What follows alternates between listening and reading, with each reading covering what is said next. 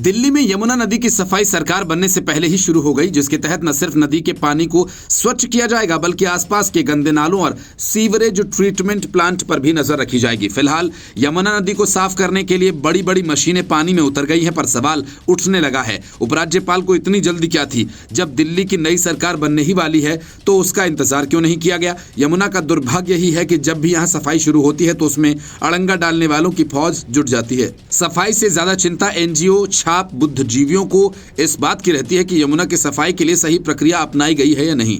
ये जानकर आपको आश्चर्य हो सकता है कि दिल्ली की सफाई 2023 में एनजीटी के ऑर्डर पर शुरू हुई थी, लेकिन तब केजरीवाल ने सुप्रीम कोर्ट में अर्जी डालकर एनजीटी के आदेश पर बनी कमेटी को ही भंग करवा दिया और यमुना की सफाई रोक दी गई। अब एक बार फिर एलजी ने सफाई काम शुरू करवा दिया। जाहिर है कि सवाल उठने तो शुरू हो गए, बस दुआ कीजिए कि यमुना की सफाई को फिर किसी केजरीवाल की बुरी नजर न लगे। एलजी कार्यालय का कहना है कि 3 साल में यमुना को साफ करने का प्लान है। इसके लिए दिल्ली जल बोर्ड, सिंचाई और बाढ़ नियंत्रण विभाग, नगर निगम, पर्यावरण विभाग, लोक निर्माण विभाग और दिल्ली विकास प्राधिकरण सहित कई एजेंसीज को काम करने का निर्देश दिया गया।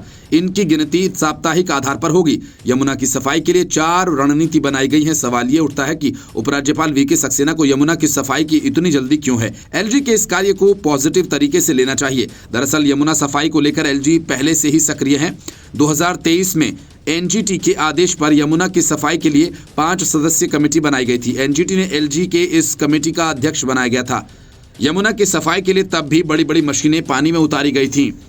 नवंबर 2023 में छठ पूजा के अवसर पर खुद एलजी ने कहा कि जब यमुना की हालत सुधरने लगी तब दिल्ली में सरकार ने कुचक्र पूर्वक सुप्रीम कोर्ट के राष्ट्रीय हरित अधिकरण के आदेश में संशोधन करवाया। उपराज्यपाल ने लिखा कि जब एनजीटी के निर्देशों के तहत सफाई कार्य शुरू हुआ और बाढ़ के मैदानों में सफाई, सीवेज ट्रीटमेंट में सुधार, नए एसटीपी के लिए भूमि तथा जल गुणवत्ता में हल्के सुधार जैसे बदलाव दिखने लगे, तभी केजरीवाल सरकार ने जटिल तरीके से माननीय सुप्रीम कोर्ट से एनजीटी के आदेश में संशोधन करवा दिया। जुलाई में सुप्रीम कोर्ट ने एनजीटी के उस आदेश पर रोक लगा दी थी जिसमें उपराज्यपाल को यमुना की सफाई के लिए गठित उच्च स्तरीय समिति का प्रमुख नियुक्त किया गया था। जाहिर है कि कहीं न कहीं उपराज्यपाल को उस समय यमुना की सफाई का काम रोकने की टीस रही होगी, क्योंकि सफाई का काम उनके नेतृत्व में शुरू हुआ, पर दिल्ली सरकार ने सुप्रीम कोर्ट से गुहार लगाई थी कि चूंकि जनता से चुनी हुई सरकार के रहते एलजी को क्यों सफाई कमेटी का हेड बनाया गया। जाहिर है सुप्रीम कोर्ट ने एनजीटी के आदेशों को रोक दिया। जाहिर है